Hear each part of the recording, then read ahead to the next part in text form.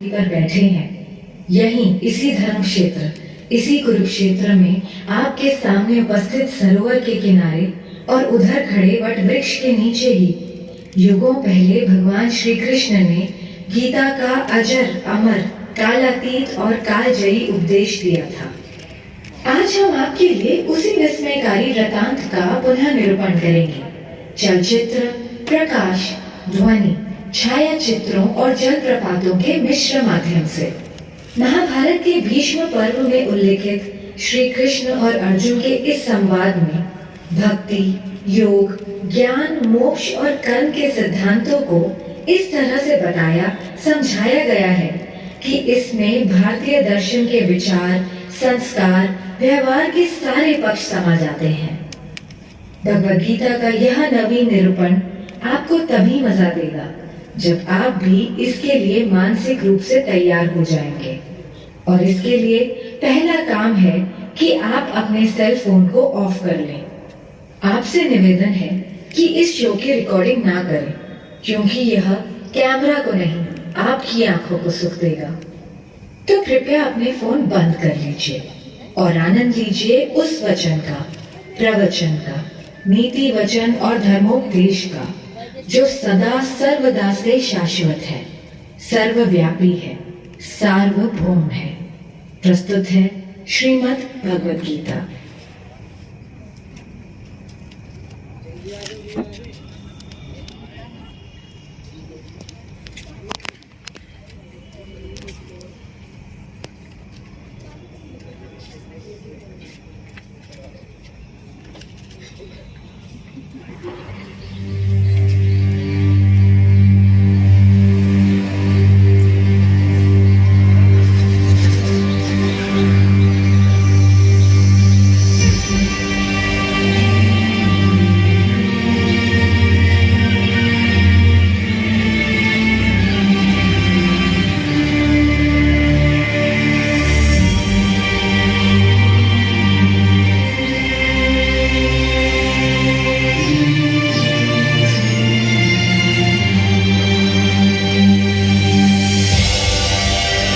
समय सदा गतिमान रहा, बहता रहा, चलता रहा, और मैं अचल अटल अडिग यही एक जगह खड़ा रहा। पर फिर भी हम साथ थे, क्योंकि समय के अनादि अनंत अखंड अछेद अभेद अनवरत प्रवाह को मैंने अपने इसी स्थान से, थान से, ठौर से सतत सनातन निरंतर देखा है। इसी थान से मैंने थानेश्वर महादेव या स्थानेश्वर को इस धर्म क्षेत्र में आते देखा है।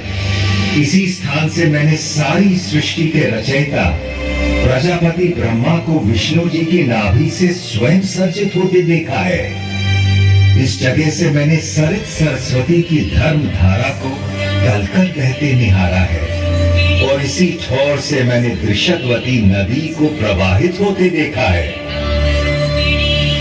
यही गड़े खड़े मैं साक्षी रहा हूं ब्रह्मा जी के ब्रह्म सरोवर बनाने और उसमें नहाने का।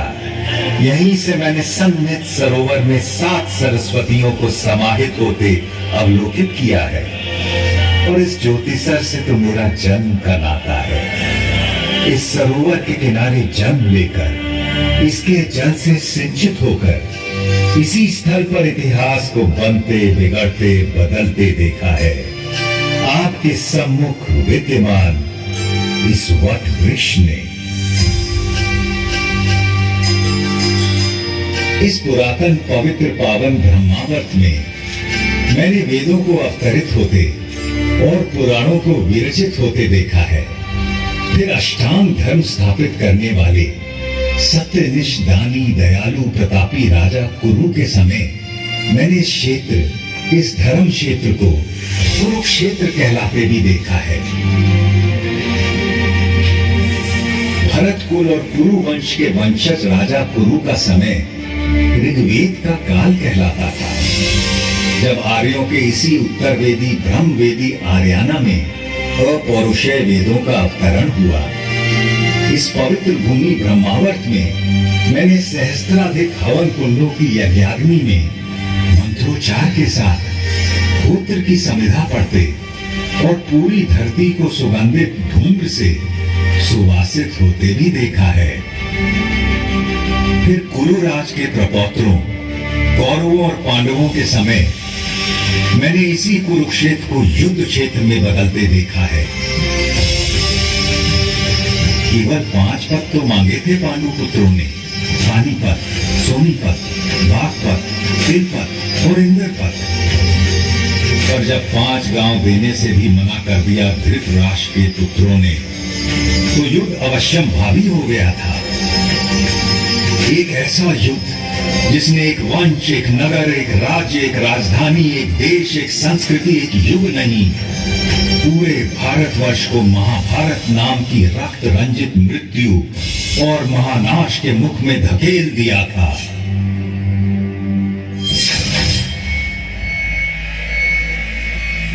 सच कहें तो महाभारत का युद्ध उसी दिन शुरू हो गया था जब जुए के मादक और मारक खेल के लिए धृतराष्ट्र के पुत्रों ने पांडवों को हस्तिनापुर के अपने प्रासाद में आमंत्रित किया था। जिसे द्यूत का व्यसन हो उसे जुए की चौपट से दूर रखना असंभव होता है। पांडवों की ओर से युधिष्ठिर पासे फेंक रहे थे और कौरवों की ओर से मामा शकुनी। एक एक कर सारे गांव गांव धन धान्य और संपत्ति पांडव हारते चले गए। दूसरे भाइयों ने बड़े भाई को आगे खेलने से रोकने के अनेक यत्न किए, किंतु जैसे ही युधिष्ठिर मानने को होते, शकुनी उन्हें और उकसा देता। ऐसा कैसे हो सकता है कि पांडवों के बड़े राजकुमार के पास एक भी दांव लगाने के लिए कुछ भी न हो? और कुछ तो होगा, कोई रथ घोड़ा, दास दासी, चाकर भृत्य, स्त्री। हाँ, एक चीज है मेरे पास, मेरी पत्नी द्रौपदी, मैं उससे दांव पर लगाता हूँ। भैया, द्रौपदी कोई वस्तु नहीं, हम पांचों की पत्नी है वो। फिर कैसे आप उसे? ठीक है अर्जुन, तुम उसे जीत कर लाए थे, किंतु द्रौपदी में युधिष्ठिर का भी तो हिस्सा है। अभी इसका 5वां भाग काट कर दांव पर तो नहीं लगा सकते ना। आप पास सफेद के युधिष्ठिर, इस बार जीत निश्चित आपकी ही होगी।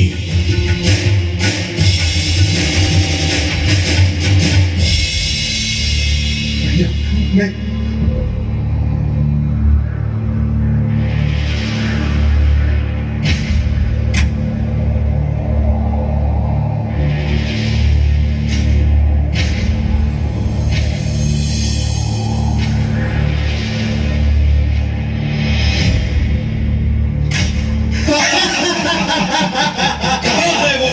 द्रौपदी, सुशासन, उसे इस दरबार में ले आओ। दुनिया तो देखे कि मैंने आज क्या जीता है।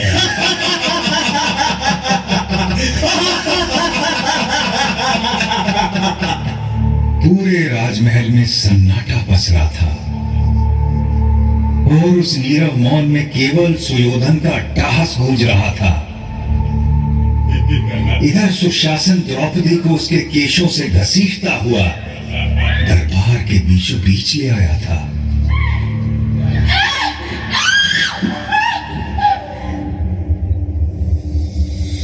पांच पतियों की पत्नी पांचाली, उस दिन तो तुम्हें ठीक से देख नहीं पाया था, किंतु आज तुझे देखकर मैं अचंभित हूँ रूपवती द्रुपद कन्या। अभी भी ना तूने मुझे ठीक से देखा है, न जाना है, वरना तेरी हिम्मत न होती इस तरह मुझे भरे दरबार में घसीटने की। पापी! सही तो कह रही है, अभी तूने मुझे न ठीक से देखा है न जाना है। सुशासन, चलो निर्वस्त्र कर दो इस दासी को। बस कर सुयोधन, तेरी हिम्मत कैसे हुई मेरी पत्नी का ऐसे अपमान करने की? सुशासन, दूर हट जा। यदि तूने द्रौपदी को छुआ भी तो मैं तुझे जीवित नहीं छोड़ूंगा। धर्मराज, आप ही बताइए ना, द्यूत में हारी हुई स्त्री पर किसका अधिकार होता है? जीतने वाले का या उसे हार जाने वाले का? अपनी आंखों के सामने इतना अधर्म तो न होने दीजिए धर्मराज। मौनम सहमति लक्षण। पुत्र सुशासन, निर्वस्त्र कर दो इस दंभी दासी को। कैसा पाप किया है आपने धर्मराज? अपनी पत्नी को मनुष्य नहीं, एक सूक्ष्म संपत्ति समझकर दांव पर लगा दिया। रोको मैंने अर्जुन। नमः भीष्म, आप तो हमारे कुल के सबसे बड़े हैं। रोको ना ये पाप।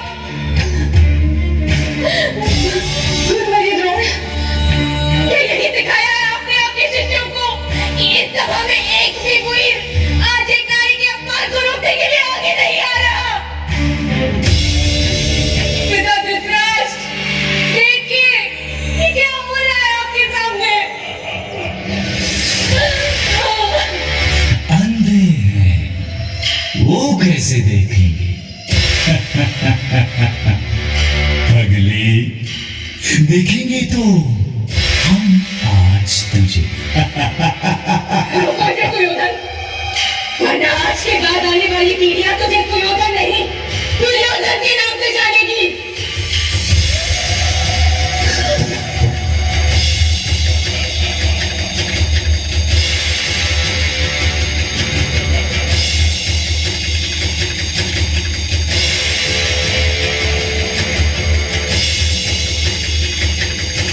हे सखा, हे कृष्ण, हे कन्हैया, कोई बचा सकता है लाज अपनी इस सखी की। शंख चक्र गदा पाणि बालिका निलयाचितः गोविंद पुंडरीकाक्ष रक्ष मां शरणागतम्।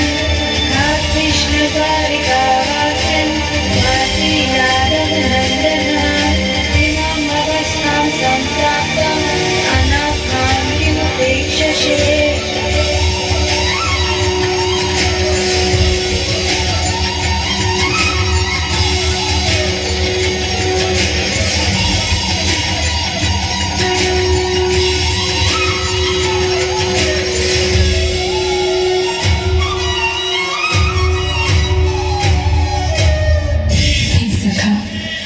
इतनी देर क्यों लगाती? तूने ही तो गलती की मुझे दूर द्वारिका से बुलाने की। यदि तू कहती मेरे मन बसिया कृष्ण, तो मैं तो तेरे पास ही था, तेरे साथ ही था, तुझ में ही था सखी।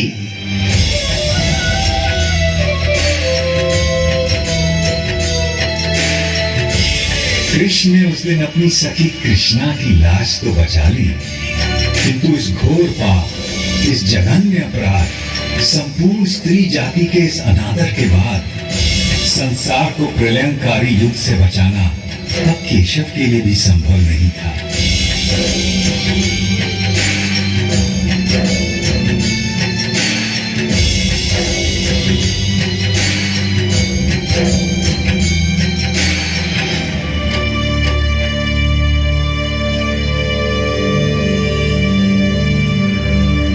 कुरुक्षेत्र को युद्ध क्षेत्र बनाने की तैयारी में तमाम जंगल जलाए जाने लगे, पेड़ काटे जाने लगे। सौभाग्य से पता नहीं कैसे मैं उस दिन बच गया, या दुर्भाग्य से, क्योंकि अगले 18 दिनों में जो नरसंहार, जो रक्तपात, जो छल बल, जो नृशंस हत्याएं, जो मूल्यों का हनन, जो मानवता का पशुवत चेहरा मैंने देखा, उससे अच्छा था कि मुझे भी काट डाला गया होता या जला दिया गया होता।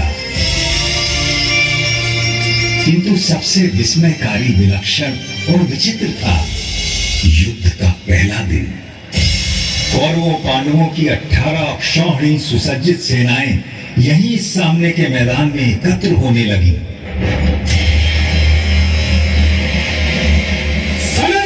खड़क खड़क फर्शों की चमक चमक, बाणों की किरणों में भालों की दमक दमक।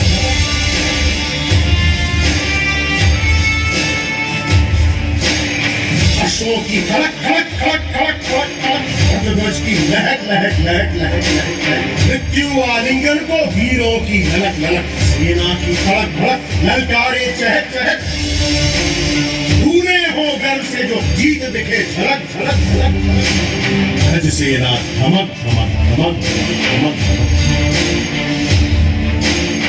अग्नियस्त्र धधक धधक धधक धधक, जय जय जय गौरव कहीं पांडा हो जाए घोष धड़क, जय जय जय गौरव कहीं पांडा हो जाए घोष धड़क, जय जय जय गौरव कहीं पांडा हो जाए घोष धड़क।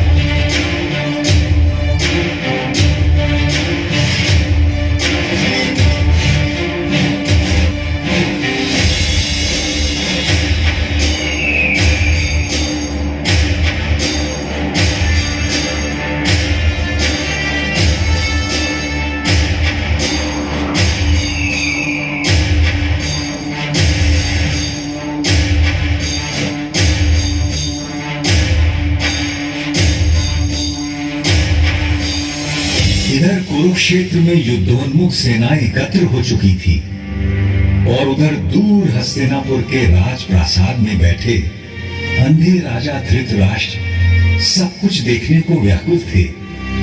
देखना तो दुर्भाग्य से असंभव था जन्मांध राजा के लिए, किंतु कदाचित उनके अंधेपन की प्रतिपूर्ति के लिए ही उनके रथवाहक संजय को दिव्य दृष्टि का वरदान था, जिससे वो दूर की चीजों को देख सकते थे। व्यथित धृतराष्ट्र ने संजय से पूछा, धर्म क्षेत्र कुरुक्षेत्र में जब मेरे और पांडु के बेटे युद्ध के लिए एकत्र हो गए हैं, तो संजय उन्होंने क्या किया है?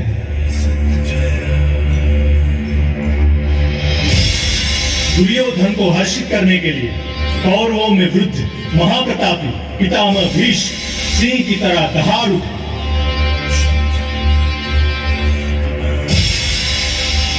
और उन्होंने युद्ध का शंख फूंक दिया है। उनके इंगित पर अनेक शंख, रणभेरियां, ढोल, मृदंग और रणसिंगे एकाएक बज उठे हैं। दूसरी ओर श्वेत अश्व वाले बड़े रथ में आरूढ़ धनुर्धर अर्जुन और उनके सारथी माधव कृष्ण बैठे। उन दोनों ने भी अपने अपने दिव्य शंख पांचजन्य और देवदत्त बजा दिए। उधर भीम ने अपना पौंड्र शंख बजाया तो युधिष्ठिर ने अनंत विजय में फूंक मार दी। पांडवों की ओर से और भी अनगिनत शंख बज उठे हैं स्वामी, और उनके विस्फोटक कोलाहल से आकाश धरती कंपित हो उठे और आपके पुत्रों के साथियों और समर्थकों के हृदय भी कांप गए हैं महाराज।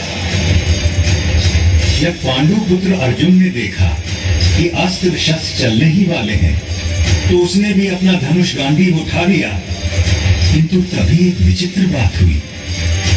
अर्जुन ने अपने सारथी ऋषिकेश कृष्ण से कहा कि वो उनके रथ को दोनों सेनाओं के बीचों बीच ले जाएं, ताकि वो देख सकें कि उन्हें किस किस से लड़ना है, किन्हें मारना है, किन पर विजय प्राप्त करनी है। और अच्युत उनका रथ लेकर आगे बढ़ चले हैं।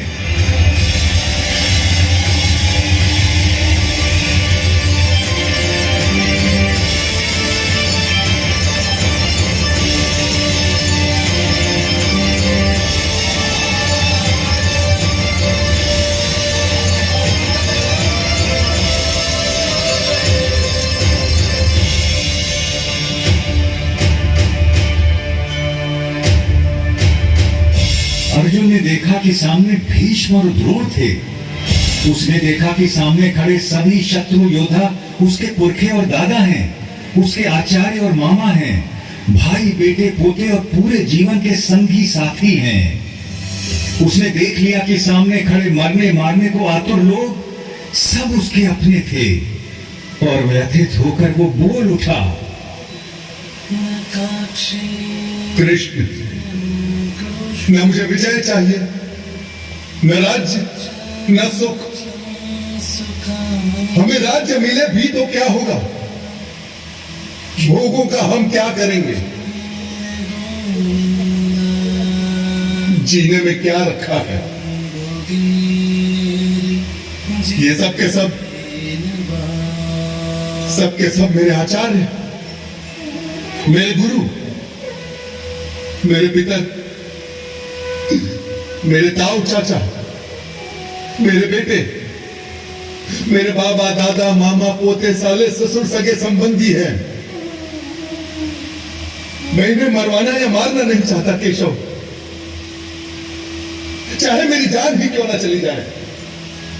भले ही 3 लोगों का राज्य मुझे मिल जाए, फिर तो थोड़ी सी भूमि की बात ही क्या है। माना यह आदत आई है, किंतु वो है तो हमारे बंधु ही।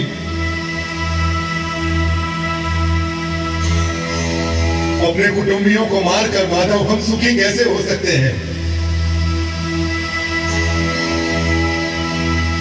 महाशोक की ये महापाप करने को हम तैयार हैं। राज्य और सुख के लोभ में हम अपने ही लोगों की हत्या करने को उतारू हो गए हैं। धृतराष्ट्र के अस्त्रों शस्त्रों से सुसज्जित बेटे भले रण में मुझे मार डाले, तो भी मेरे लिए यही उचित और स्वीकार्य होगा। अर्जुन की ये विषाद योग दशा देखकर उसके सारथी श्री कृष्ण कदापि चिंतित नहीं हुए, बल्कि उसकी बातें सुनकर ऋषिकेश कृष्ण कुछ हंस पड़े और अर्जुन से बोले,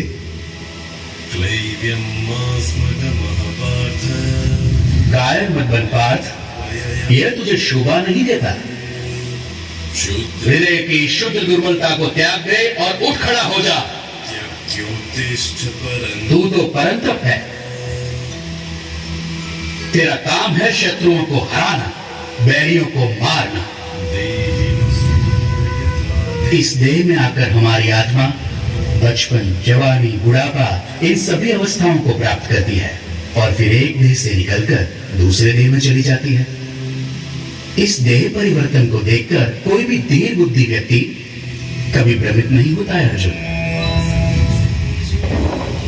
जैसे पुराने कपड़ों को उतारकर मनुष्य नए कपड़े पहन लेता है, उसी प्रकार आत्मा भी पुराने शरीर को त्याग कर नया शरीर धारण करती है। इस आत्मा को ना तो शस्त्र काट सकता है और ना आग इसे जला सकती है, ना इसे पानी भिगा सकता है और ना ही हवा उसे सुखा सकती है।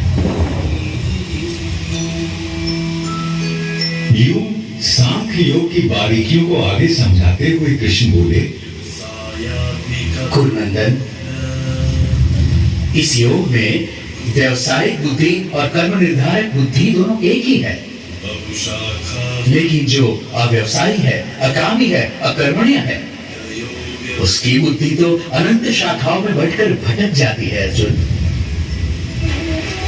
और फिर देवकी नंदन श्री कृष्ण ने वो शब्द कहे जो आज तक हर भारतीय के मन मस्तिष्क में गुंजायमान रहते हैं। तेरा अधिकार केवल कर्म पर है, फल पर कभी नहीं। तू कर्म करते समय फल की इच्छा कभी मत कर और कर्म से कभी मुंह भी मत मोड़। काश कि मनुष्य ये बात हम पेड़ों से समझ लेते, जो सारे संसार को, मनुष्यों, पशु पक्षियों को निरंतर फल देते हैं, किंतु स्वयं उस फल के भोग के बारे में कभी नहीं सोचते। वरना तो सारे जंगल, सारे पेड़ पौधे, सारी वनस्पति कब की नष्ट हो जाती और उसके साथ संसार में संपूर्ण जीवन भी।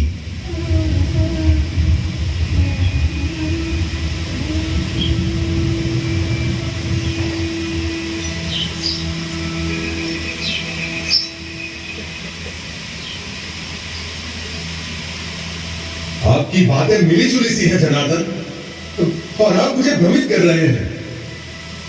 कृपया निश्चित करके कोई भी एक बात कहे जिससे कि मेरा कल्याण हो देवकी नंदन। और आपका जन्म तो कई युगों के बाद हुआ था, सतयुग, त्रेता युग, फिर आप सब कैसे जानते हैं कि आरंभ में ये सब कहा गया था? भरतवंशी अर्जुन, जब जब धर्म का ह्रास होता है और अधर्म बढ़ता है, तब तब मैं अपने आप को स्वयं सर्जित करता हूं। भले लोगों की रक्षा के लिए, बुरों के नाश के लिए और धर्म की स्थापना के लिए मैं बार बार अवतार लेता हूं, हर कल्प में होता हूं। कुर्मो रामश्च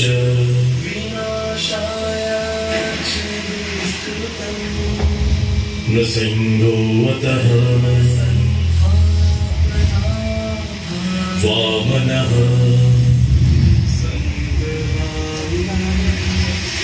रामो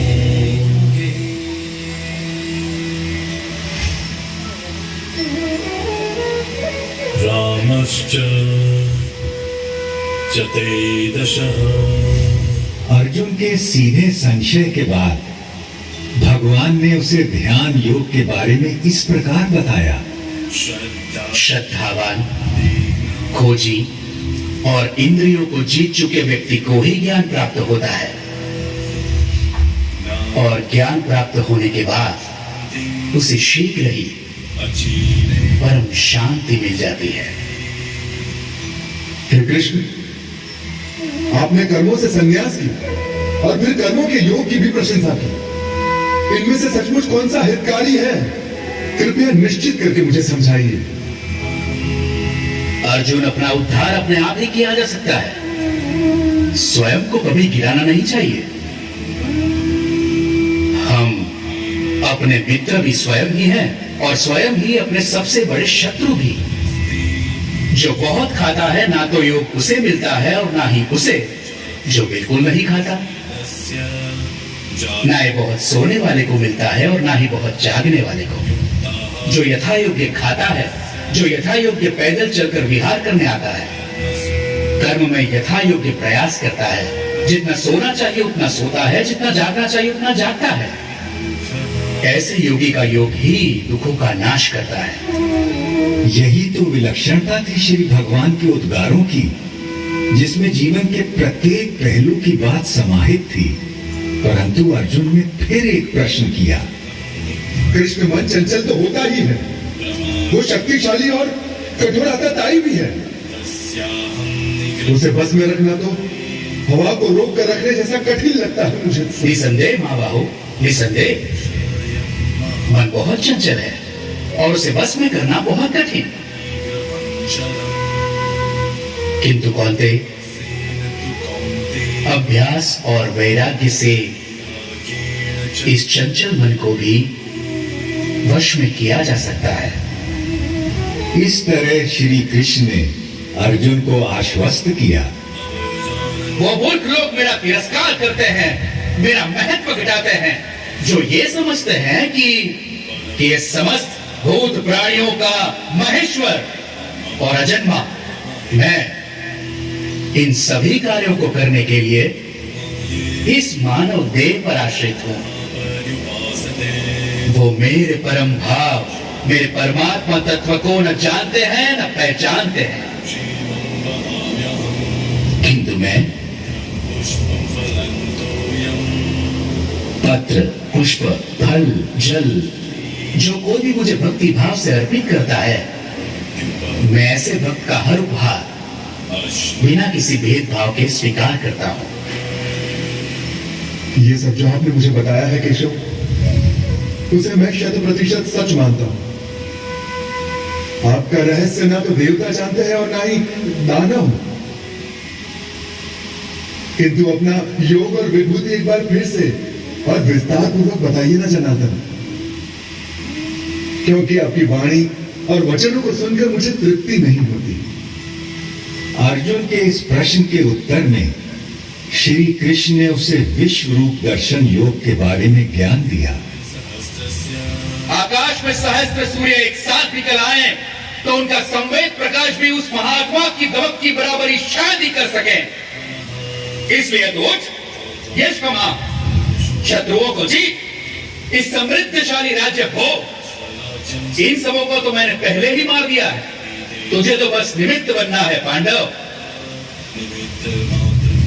मेरे पास केवल वो लोग आ सकते हैं जो अपने समस्त कर्म मुझे अर्पित कर देते हैं, जो मेरी ओर उन्मुख हों, जो मेरे भक्त हों, जो इस संसार के सभी भूत पदार्थों और प्राणियों के प्रति शत्रुहीनता की भावना रखता हो, केवल वो ही मुझे प्राप्त कर सकता है। पार्थ, शनैः शनैः अर्जुन का मन कुछ स्थिर होने लगा और जिज्ञासु होकर उसने श्री कृष्ण से पूछा कि कुछ वक्त हमेशा सतत उनकी उपासना करते रहते हैं और अन्य उनको अक्षर और अव्यक्त मानकर उनकी उपासना करते हैं।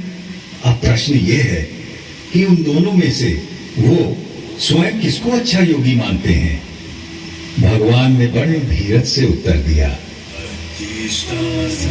मेरा वो भक्त मुझे प्रिय है जो द्वेष नहीं करता, जो समस्त भूत पदार्थों और प्राणियों का मित्र है, जो सब पर करुणा करता है, जो निर्मम है, निर्मोही है, निरंकार है, जिसमें मैं नहीं, जो अपने को कर्मों का कर्ता नहीं मानता, जो सुख और दुख दोनों को एक समान समझता है, जो क्षमा से भरा हुआ है।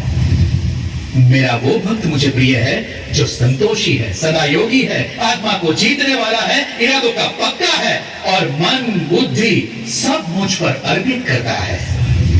जनार्दन, बहुत से लोग जो शास्त्र में बताए गए तरीके से हटकर पूजा यज्ञादि करते हैं, उनकी आस्था कैसी है? भारत, सबकी श्रद्धा अपने अपने व्यक्तित्व और स्वभाव के अनुरूप होती है। मनुष्य श्रद्धा का पुतला है, जिसकी जैसी श्रद्धा होती है वैसा ही वो होता है। आप अर्जुन ने एक अंतिम प्रश्न किया। महाबाहु, ऋषिकेश, केशिनी शूदन, मैं संन्यास का और त्याग का तत्व भी जानना चाहता हूं। इनमें से सचमुच कौन सा हितकारी है, यह भी समझना है मुझे। कवि, मेधावी और विद्वान एक बात अच्छी तरह से जानते हैं कि संन्यास उन कर्मों का परित्याग है जो फल की कामना से किए जाते हैं, और दूसरे विवेचक सभी कर्मों के फल के त्याग को ही त्याग मानते हैं। सात्विक कर्ता वो है जिसमें आसक्ति नहीं होती, जो अहमवादी नहीं होता, जो धैर्य और उत्साह से भरा होता है, जो काम के पूरा होने ना होने में सिद्धि असिद्धि में भी निर्विकार रहता है। इसलिए हे पार्थ, तू सभी धर्मों का त्याग करके मेरी शरण में आ, मैं तुझे सब पापों से मुक्त कर दूंगा। तू शोक मत कर। पांडव श्रेष्ठ महाबाहु अर्जुन, अच्युत, आपकी कृपा से मेरा भ्रम नष्ट हो गया है, स्मृति वापस लौट आई है, संदेह दूर हो गए हैं, और अब मैं दृढ़ हूं कि अब से आपका कहा करूंगा। अर्जुन के मन से विषाद, करुणा, ग्लानि, शंका और निराशा छूमंतर हो गए और अर्जुन ने अपना गांडीव उठा लिया और प्रत्यंचा तान दी। अब महाभारत होने को कोई नहीं रोक सकता था।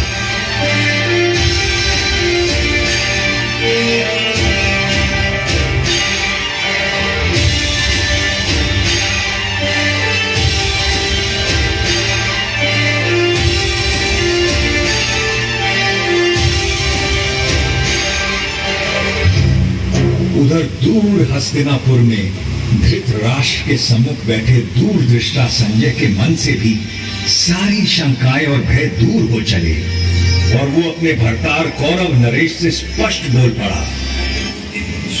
जहां योगेश्वर श्री कृष्ण, धनुर्धर अर्जुन, वहीं लक्ष्मी हो, वहीं विजय हो, वहीं कल्याण हो, वहीं अचल नीति का व्यवहार हो। ये मेरा मानना है और ये मेरा मत भी। संजय के मन से कौन सम्मत ना होगा। केशव और अर्जुन का वो संवाद याद कर सहस्त्राब्दियों बाद भी मैं अभी भी बार बार रोमांचित हो उठता हूँ, किंतु और भी रोमांचित हो उठता हूँ मैं हरि का वो अद्भुत रूप याद करके, जो उन्होंने विश्व रूप दर्शन योग की बात करते समय अर्जुन को दिखाया था। देखते देखते श्री कृष्ण बड़े होने लगे, विशाल होने लगे, विराट होने लगे। देखते देखते उनके अनंत आंख, असंख्य चेहरे, अनगिनत हाथ हो गए जिनमें अगणित अस्त्र शस्त्र सज्जित थे।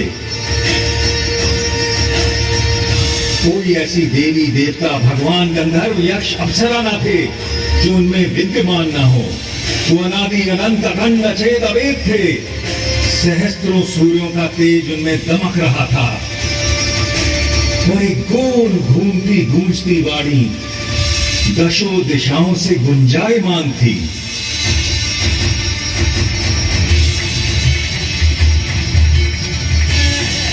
मैं अक्षर हूँ, अनिर्देश्य हूँ, अव्यक्त हूँ, सर्वज्ञ हूँ, चिंतन से परे कूटस्थ हूँ, अचल हूँ, ध्रुव हूँ। मैं ही भूतों के भीतर स्थित आत्मा, उनका निजित्व, उनका अपनापन हूँ।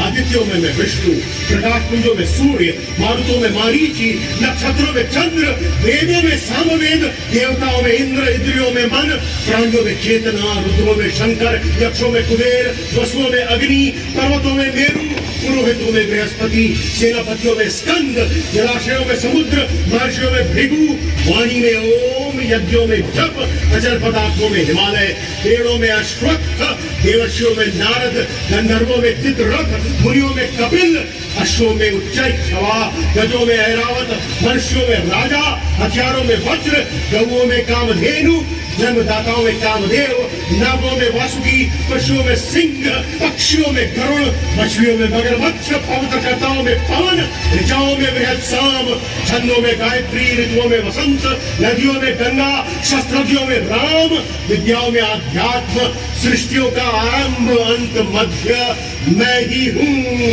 कभी समाप्त होने वाला काल ही मैं हूँ पार्थ, सबका हरण करने वाली मृत्यु मैं हूँ, भविष्य में होने वाले जन्मों का कारण भी मैं ही हूँ। मैं विश्वतोमुख हूँ, ये पूरा विश्व मेरा मुख है।